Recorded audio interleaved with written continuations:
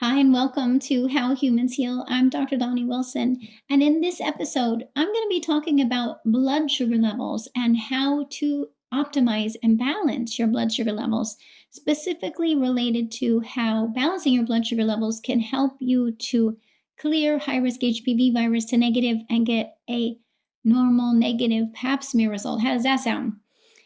The thing is as you optimize your blood sugar levels, you're going to optimize your whole health. So this video is also going to help all of you to improve your health, because when we have optimal blood sugar levels, we have optimal immune function.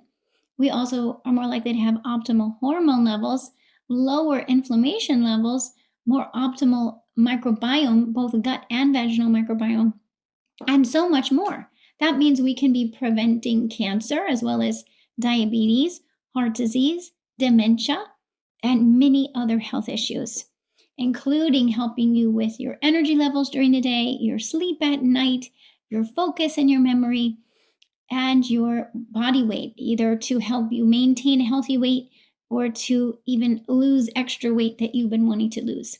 So there are many, many benefits to optimizing your blood sugar levels. And this is why I consider this is one of the first things that I teach patients and program participants, is how to identify blood sugar issues and to address them, because that gets you such a good foundation for improving your health in so many ways. And when you improve your blood sugar levels, it makes everything else easier. So if you're just starting off with your health goals, or even if you've been optimizing your health for years, I still encourage you to revisit your blood sugar levels on a regular basis, because sometimes our blood sugar levels have been normal for much of our life, and then all of a sudden a change happens, a stress in your life, or peri and post menopause happens, and all of a sudden your blood sugar levels are out of balance and out of sync. So it's something that I encourage you to be aware of and on top of throughout your life. This is just part of the human experience, is being aware of your blood sugar levels and learning what it is that affects your blood sugar levels. It may be different for you than others. So I'm going to be talking in general, and yet I encourage you to always be individualizing and knowing your body and what works best for your body. And that's one of the things I love about looking at blood sugar levels, is because we can actually see that individualization. We can see that two different people could be eating the same thing and have completely different blood sugar response. So it's an opportunity for you to know and accept and acknowledge your body's response, and use your blood sugar levels as one of the single, even one tool or one number, one way that you can see what's going on inside your system, right? Something that you can track on a regular basis that gives you some insight on what's going on inside of you. There's few things that we can check on a daily basis or hourly basis or even minute by minute basis to give us that kind of up-to-date information about what's going on inside our bodies. And so that's one reason why blood sugar is also very helpful, is it can give you a lot of data to help you understand your body better and how to feed your body to optimize your blood sugar. But it's not just about how we feed our bodies, it's also what we do to recover from stress, because stress shifts our cortisol levels, which shifts our insulin and blood sugar levels. So depending on what your stress levels are, that's going to affect your blood sugar levels, as well as many other factors. If you get more sleep or less sleep, that's going to affect your blood sugar. There's more items as well. So it's beyond just looking at your food. It's looking at your whole experience and exposure to various stresses and toxins that will influence your body's ability to maintain a healthy blood sugar level. So that's just to give you a opening general sense of this concept of blood sugar balancing. And let's go into some more of the details. So first of all, I want to talk about how to know if your blood sugar is an issue, because a lot of times when I talk to people about blood sugar, they often think their blood sugar is just fine and wouldn't have a sense that it's off, right? Sometimes we assume that as long as we don't have a severe situation, that everything's okay. And actually, I want to point out that Certainly in the severe imbalance of blood sugar, that's where we start to call it diabetes. Then we definitely need to be working on blood sugar. But I'm encouraging you to work on your blood sugar way before it becomes diabetes. We need to start way back when it first started to get out of sync and not wait until it gets all the way to the severe form of diabetes. Now, if you already have diabetes or even on the high side of blood sugar, there's still so much we can do. I help patients with diabetes all the time to optimize their blood sugar. So it's definitely not too late. So whether you're at the thinking you're normal but wondering if it's a little bit off, or if you're in the middle, or if you're all the way over to a severe version of blood sugar imbalance, there's still a lot you can do to optimize your blood sugar. There's still hope. Don't give up. Never give up. There's always opportunity to improve blood sugar levels. I've seen all different severities of cases and I've seen them all improve. It's a matter of putting your mind to it, understanding how the body is working with your blood sugar levels, because the body already has self-corrective mechanisms. And if you understand how your body's responding to your blood sugar and putting into play its own corrective mechanisms, you're going to be able to work with your body instead of against your body, right? But most times we don't learn this. We don't learn this. Even when a person has diabetes, this is not taught. And so I encourage you to just know there's more information, and the more you understand, the more you're going to be able to work with your body to help optimize your blood sugar levels. And it's so worth it. When blood sugar levels are more optimal, you're just going to feel so much better in so many ways. So here we go. Let's go into more of this. So the way you're going to know if your blood sugar is imbalanced, one of the quickest ways is to get a fasting glucose level, right? Glucose is the same as blood sugar. And so you can do this in a standard blood work. Usually when you go in for annual blood work, they're going to check your fasting glucose. So you have to get your blood drawn in the morning before you eat for it to be fasting, and having fasted for at least 8 hours overnight, right? So you go in the morning, do drink water, but just don't eat. Get your blood drawn, and that's going to be a fasting glucose. And it's usually part of a complete metabolic panel. So they will be checking your glucose as well as your kidney function and liver function in the same test. So look for fasting glucose. You want it to be definitely less than 100 in a fasting glucose, but I even want it to be less than 90. To me, I'm hoping to see in the 80s. In some cases, the 70s is okay, but you also don't want it to be too low either, right? Because then you have low blood sugar. And so we want it to be right in the middle, where your body's able to maintain a mid-level glucose, even if you haven't eaten for more than 8 hours. Now, there's many things that can make that more challenging for the body, and we'll talk about that. But that's where you want to start. Is your fasting blood sugar in the 90s or like 99? Okay, then that's already kind of on the edge. If it above 99, maybe it's in the 105, 110, 120 or higher, then we're going, okay, we need to help your body out here. Something is making it difficult for your body to get your blood sugar back down. And what that really means is, think about it. We're looking at the sugar level that's floating around your bloodstream. What's supposed to happen is, when we consume carbs or sugar that contain glucose, the glucose goes into our bloodstream. And then the job of insulin is to signal to the cells to allow the glucose into the cells, because it's when the glucose goes into our cells that our body can use that glucose to make ATP or energy, right? It goes into the cells to be able to make energy for us to use. If it's glucose floating around in our bloodstream, we can't really use it. It's just going to get stuck onto places that's actually damaging to our cells and to our tissue. It's called glycosylation. That's where you see the adverse effects of diabetes, is because sugar is attaching to various cells in the body and causing damage, like in the eyes and the kidneys and so on. So we want to be able to, when we consume glucose, we want insulin to get it into our cells so our cells can use it for energy, versus just having it circulate around the blood. And so when you're measuring a fasting glucose, you're looking at how much glucose is floating around my bloodstream and not being used. It's stuck. It's literally stuck in your blood. And eventually that glucose is going to go through your liver, and the blood is going to go through the liver, and the liver is going to have to decide what to do with that extra glucose. And the liver has three options, really. It can either turn the glucose into cholesterol or triglycerides that show up in your blood. It could turn it into fat and store it in your liver, or it could turn it into fat and store it around your waist, usually around the belly and the hips and the waist.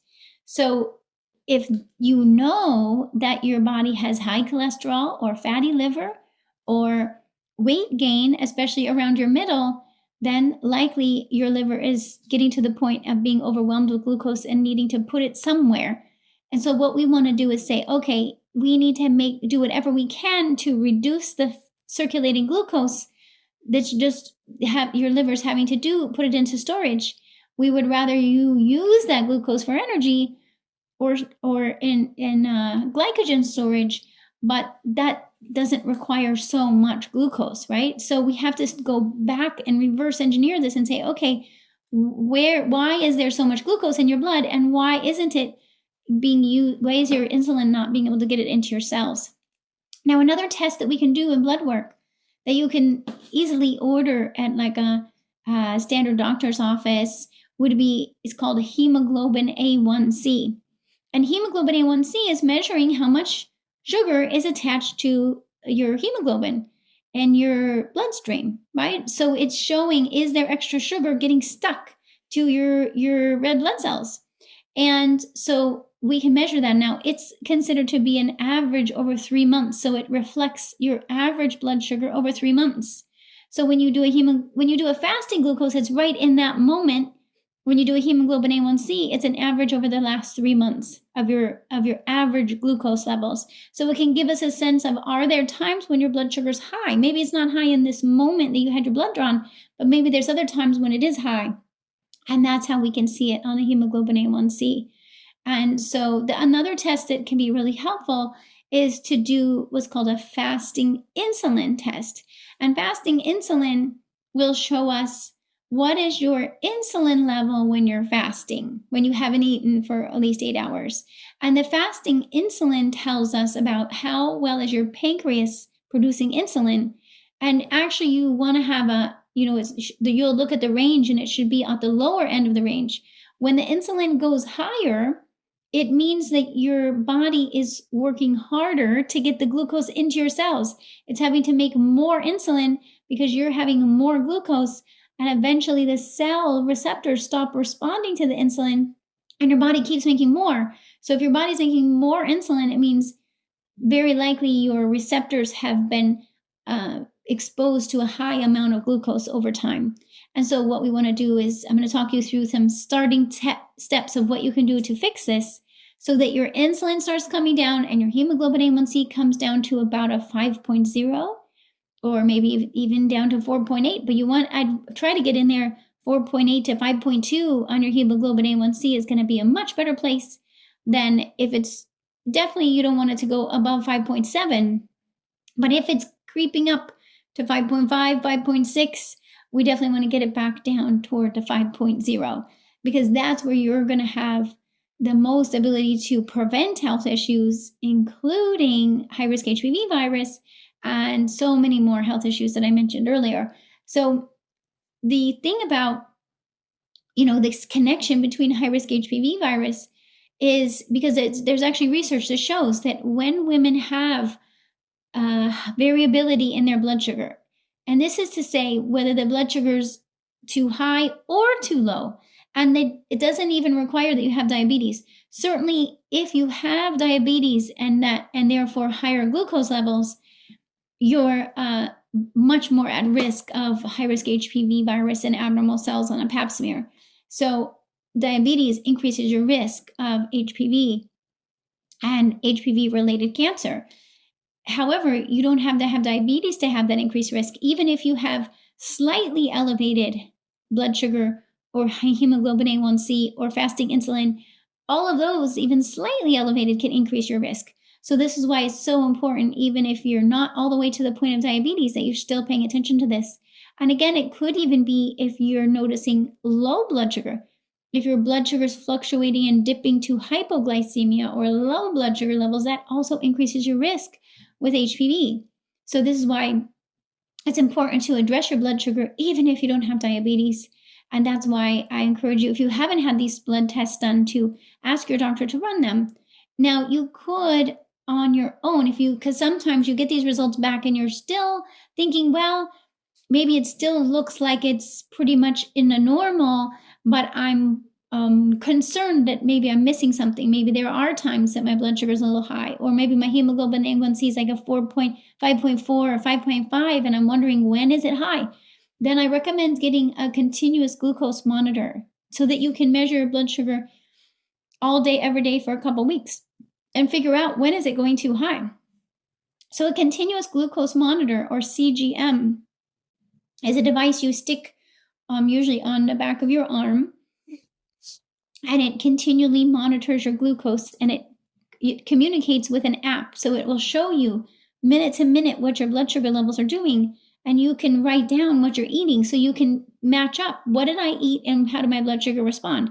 Now, yes, you could just keep poking your finger, so you can do your own glucose levels fasting before you eat and 2 to 3 hours after you eat, but it's really tricky to poke your finger that many times and be able to figure it out on your own. Whereas a continuous glucose monitor makes it so much easier to figure out what your blood sugar is doing. So to me, it's worth the expense.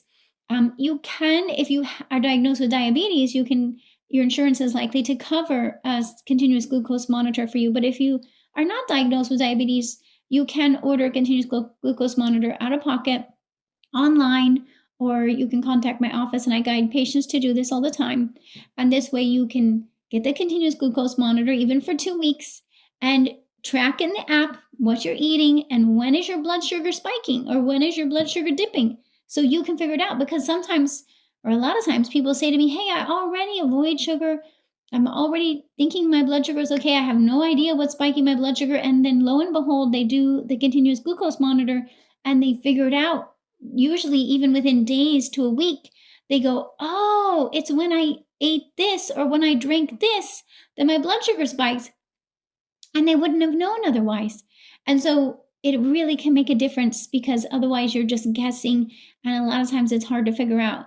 And I can't tell you how many times with using a monitor that patients were finally able to solve the mystery of their blood sugar and get their blood sugar levels back down again.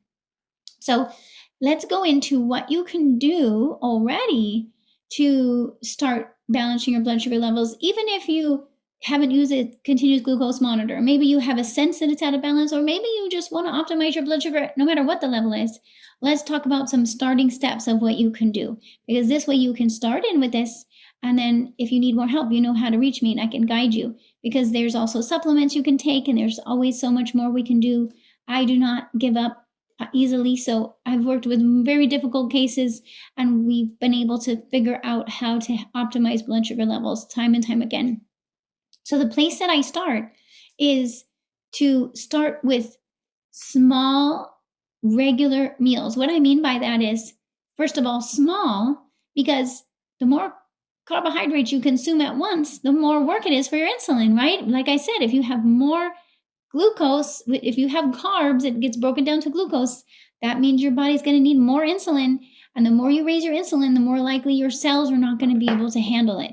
So we want to try to minimize the workload on your insulin and your cells. And so we can reduce the quantity of carbs at one sitting. That doesn't mean that you even necessarily have to reduce your carbs all day, but you want to spread it out strategically through the day. So the best way to spread it out is to have a small quantity and then have meals at consistent intervals through the day. I find between 3 to 4 hours between meals is pretty perfect for most people. Some people, if your blood sugar is very irregular, you might have to be eating every 2 hours at first. And then as your body is able to regulate better, then you can work your way to every 3 hours. And if your body's recovering from stress, you can work to every 4 hours. If you go longer between meals, it's more stress on your body, because your body has an automatic signaling that's going to want to correct for that. If your blood sugar starts to drop and you're not eating, your body's going to have to come in and do something to get that blood sugar back up again. So if your blood sugar is dropping and you're delaying eating too long, you're going to trigger a compensation and a stress response in your body to correct it. What if you tested positive for high-risk HPV virus and you don't want to wait around and see if it's going to go away on its own? For many women, high-risk HPV can linger for years, taking a toll on their health and their peace of mind. I'm Dr. Donnie Wilson, HPV expert, and I've been helping women for over 24 years to clear HPV to negative. I created the HPV Kickstart program as a simple, effective way to support your body's natural ability to clear HPV. This is not about waiting and hoping. This is about taking action. In fact, thousands of women have regained control of their health by following my protocol, and you can too. You deserve to take back control of your health. Join us today.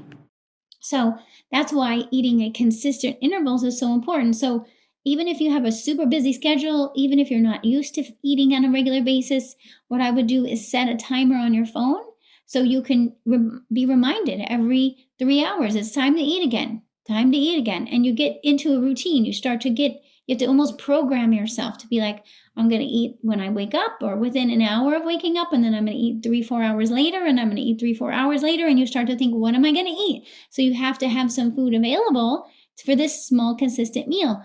If you don't have anything and you go longer, now your body's having to compensate and your blood sugar is going to be disrupted until you can get back on this consistent feeding pattern. And the other thing is, if you're eating too often, this can throw this off.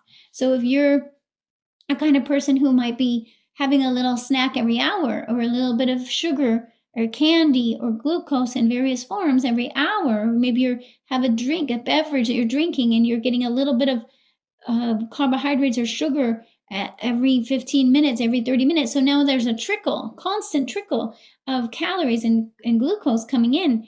Your body never gets to get into the pattern of, I'm going to eat, I'm going to make insulin, it's going to go down, I'm going to eat again, right? So we want to be able to create that consistency for your body. So notice if you're a snacker or you're having a little bit of glucose throughout the day, I want to see if you can try to put it into consistent intervals, right? So make it so that you're not having little snacks all day. Make it so that you're actually sitting down for a small meal. It doesn't mean you have to have a giant meal. In fact, I want you to have a small meal. And when I say small meal, one of the ways that I have found helps me and others to really understand this concept of a small meal is not in terms of counting calories. But what I find works really well is to think about it as what I call this 20-20 rule. And the 20-20 rule is it's a quick way to assess the content of your meal and to make sure it's most likely to balance your blood sugar levels. So the 20-20, it stands for 20 grams of carbs, no more than 20 grams of carbs, and at least 20 grams of protein. Because one of the best ways to optimize your blood sugar is to make sure you have protein every time you eat. If your small meal has only carbs, it's way more likely it's going to disrupt your blood sugar, right? Because now it's only carbs and it's going to send your blood sugar up, and the insulin's going to bring it down, and you're going to be on this roller coaster, up, down, all day long. As soon as you put protein in there with the carbs, it makes it so the rise in glucose is delayed and not as high, and the drop is not as low. So you instead of having these spikes and drops, you have a much more rounded. So instead of the roller coaster ride that's going loop-de-loops, it's going to be the kiddie roller coaster where you have a little rise and a little dip and a little rise and a little dip, just by making sure you have protein each time you eat. Now, it's good to also have healthy fats. It's just that I find that usually when you add some healthy protein, it's going to come with some healthy fats. But you can certainly also add a little bit of healthy fats like olive oil or avocado or olives. They will also help balance your blood sugar. So you really want to have a nice balance of macronutrients, carbs, protein, and fat. But in order to keep it simple, one of the easiest ways to do it is to just think, I'm going to have no more than 20 grams of carbs. Because as soon as we go over 20 grams of carbs, now it's too much carbs your body's going to have to deal with. And so it's a quick way. Now, it doesn't have to be exactly 20, right? So I don't want you to get too focused on being exactly 20. But if it's, let's say, between 18 and 22 or 24 or 25, but if your carb content goes closer to 30, now you know you're going to be pushing the limit and things are going to be harder to manage. But if you keep it right in that 20 mark, then it's going to be much easier. And if you get your protein up to about 20s, again, could be 18 to 22. But if you do too little protein or too much protein, it's going to start to get all wobbly again on your glucose. So try that. And it's something you can quickly look up. You can quickly search online or in a chat device and find out how many grams of carbs is in a half a cup of rice, or whatever it is that you're about to eat, an apple. And or you could search how many grams of protein are in 2 ounces of chicken, right? So you can quickly search how many grams are in there and get a sense of, how do I get this balance? That's the other thing, so that the carbs and protein are in balance with each other. Instead of carbs being way up high and protein being way low, you want them in balance. So these nice, small, balanced meals at regular intervals tends to create the most balanced blood sugar. And it's not something you're probably going to catch on to on your first try, on your first day. It's a practice. It's something I practice all the time, every day, all the time. So it's not something you forget about. It's something that you practice, get good at, and little by little you follow it and you listen to your body to see what works best for you. So that's part of it. The other thing that can really help right from the get-go is to remove what I think of as like easy sugar, simple sugar, right? This is like sugar, where it's literally a spoonful of sugar or brown sugar, or it says on the package, it says cane sugar. Then you know it's sugar. It's going to raise your blood sugar. I'm not so much referring to fruit sugar. Now, there is such a thing as having too much fruit sugar, because eventually fruit does have fructose, which breaks down to glucose, which if you have a lot of it will raise your blood sugar. It's just that that doesn't usually raise your blood sugar as much. Although I have seen that sometimes if you're having like a whole banana, that's going to have quite a lot of carbs in it. So that could be an issue.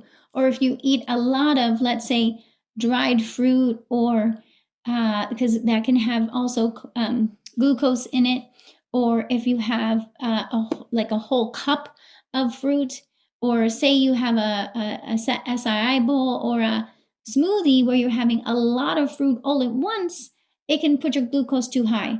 So just be mindful, even if it seems like it's healthy, it might still be having too many carbs in there. So look and see, calculate and get a quick check. Is it very far over 20 grams? In that case, we need to reduce it. Have maybe a quarter cup of frozen blueberries at one sitting, and then you can have more fruit later. You don't need to do all of it at once. And definitely watch for that simple sugar or cane sugar. Oftentimes it's in places you wouldn't even realize.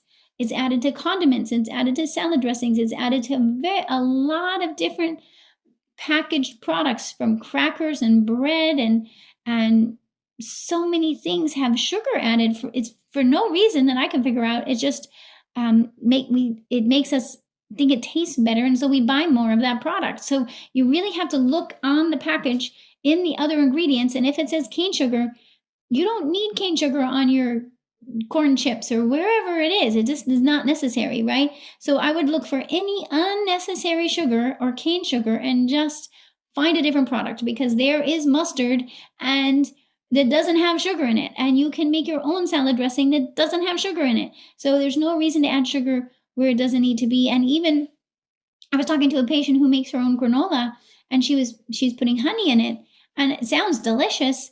And then I said, how much honey are you putting? And she said, a cup of honey. And I was thinking, well, do you really need a whole cup of honey? Couldn't it taste just as good with a quarter cup? So just look for ways where you can reduce the honey maple syrup. A little bit's okay. Honey and maple syrup are also fructose, like fruit has, but it's still, if you have a lot of it, it's going to raise your blood sugar.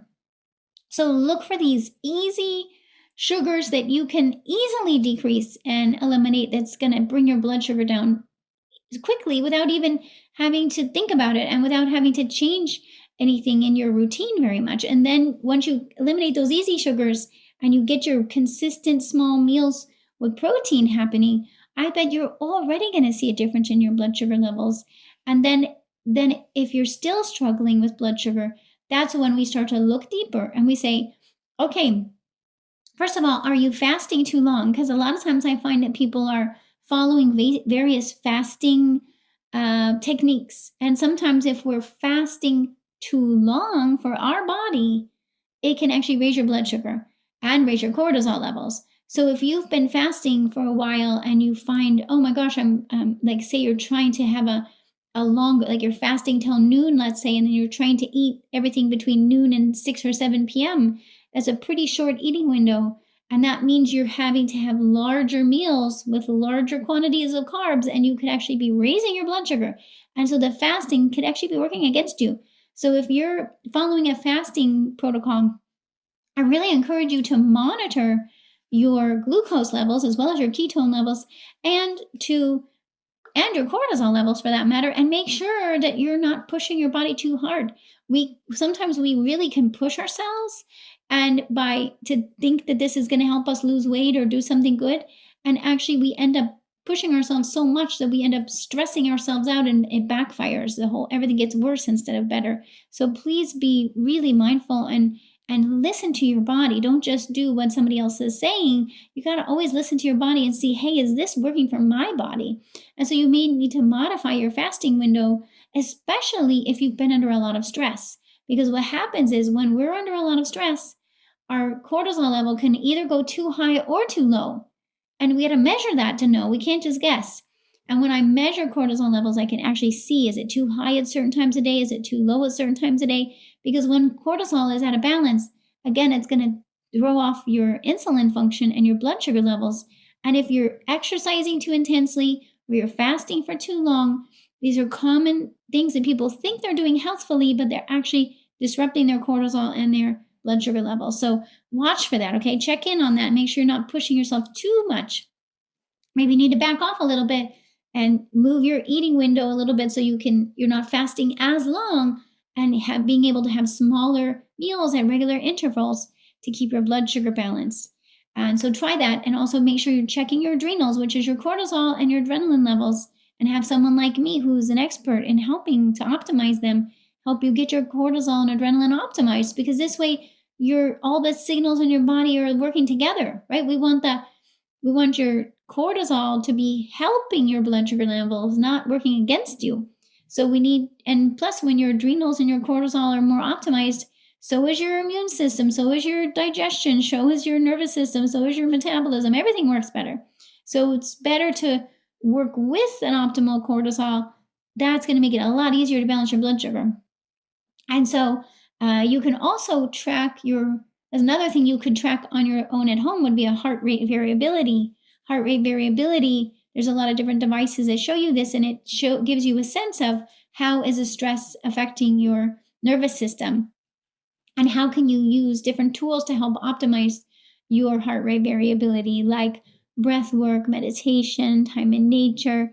These I call recovery activities that help optimize your heart rate variability, but that also helps optimize your response to stress, which optimizes your blood sugar. Okay, so that gives you some ideas of where to begin. Then we might go into looking at supplements, and there's a whole bunch of supplements out there. I have favorites that I go to because, again, I've been doing this for almost 26 years, so I know what works best for most people. And so I'm going to go toward a chromium, which is a mineral that helps optimize insulin function, berberine, which is an herbal-based substance that helps to optimize insulin function and blood sugar levels. And then we might use alpha lipoic acid. You can also use cinnamon, like organic cinnamon, on your food. It's going to have a mild benefit. There's some other herbs you can use as well, but those are a couple of my favorites. Is chromium and berberine have really been able to help people to get back on track. The other thing that really helps is exercise. So if you're not moving, then it's important to start moving, whether that means even just starting with some core strengthening at home. The more you can do some core strength and even strength training for your body, and it doesn't have to be lifting huge amounts of weights, but if you're doing even small amounts, even 10, 15, 20, 30 minutes, couple 2, 3, 4 times a week, you're going to improve your body's response to insulin, which will improve your blood sugar levels. So we want to help you to gradually get moving and exercising in a way that works for your body, both aerobic exercise and strength training, so that you can help optimize your blood sugar through movement and exercise. So really, we could use my CARE acronym overall. C for clean eating, right? The clean eating is the eliminating the sugar and making sure you're getting consistent meals with protein. The A is for adequate sleep. Actually, we find that the better you sleep, the better your blood sugar levels are optimized. So if you're having sleep issues, we need to address that and help you get better sleep to help your blood sugar and your metabolism. R for recovery activities. These are the things you can do to help optimize your body's ability to recover from stress and optimize your cortisol levels. And E for exercise, so that you can build some muscle mass and help your body to improve your insulin function through movement. So these are all things you can do to help improve your blood sugar levels already, no matter where you're starting from. And along the way, what you're also doing is you're giving your body signals of safety. When you have optimal blood sugar levels and you're eating in a consistent interval, so your body can trust that you're going to feed it some good macronutrients on a regular basis and not be pushing yourself into stress windows, that sends signals of safety to your body and your nervous system, which is what we need in order for healing to happen. So we want your body to feel safe, to feel secure that you're going to be feeding yourself in a healthy way without a bunch of blood sugar spikes, because then you're going to heal much faster, including from high risk HPV and abnormal pap smear. Because the more balanced your blood sugar, the more optimal your immune system is going to be able to pay attention to viruses like HPV, let alone helping you prevent all kinds of other infections, cold and flu viruses, bladder infections, yeast infections. All of that goes down when your blood sugar is improved. So it's like a win-win all around. Also, you're going to be improving your microbiome, both your gut and your vaginal microbiome, because when we have too high blood sugar, we end up overfeeding our bacteria, which means we're more likely to have overgrowing bacteria, overgrowing yeast in the gut and in the vagina. So you end up with all these overgrowing bacteria and yeast, or yeast infections on your skin.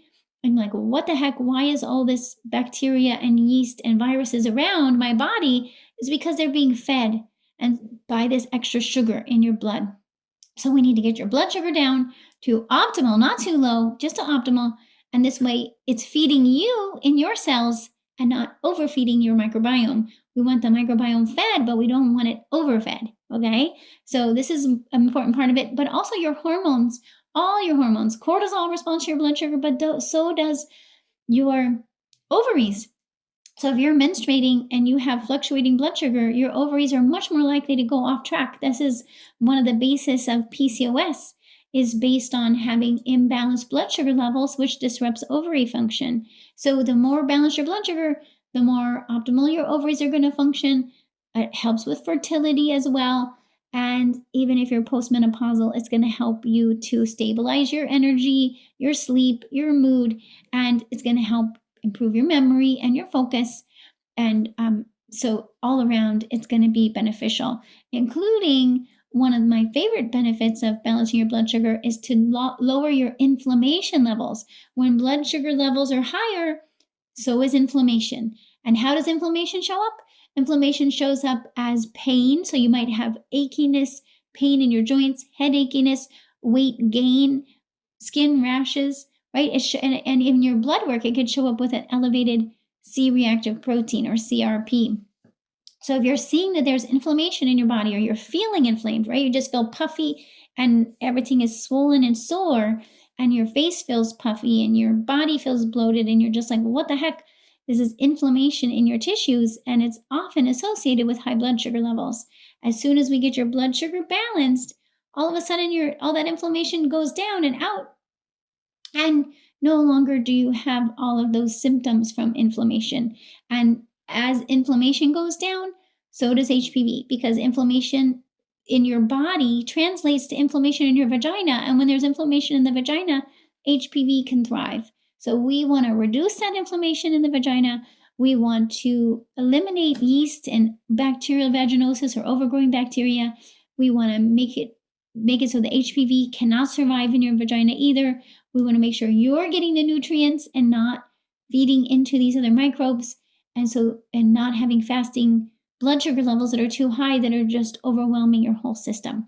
So I hope that helps you to understand why balancing your blood sugar is so important, for helping to fend off HPV, as well as to help protect you from so many other health issues.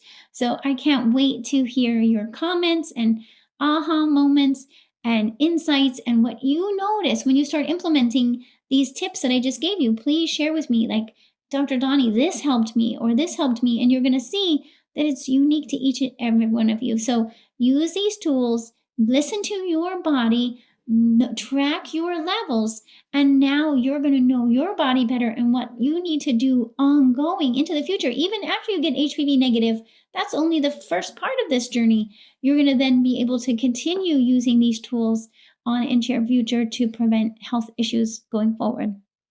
Thanks so much for joining me here at How Humans Heal, and I welcome you to subscribe so you don't miss the next episode and the next video from me. And you can also subscribe to my weekly newsletter, so you'll get an email newsletter from me each week with the latest information and video from me. So I'll put those links down below.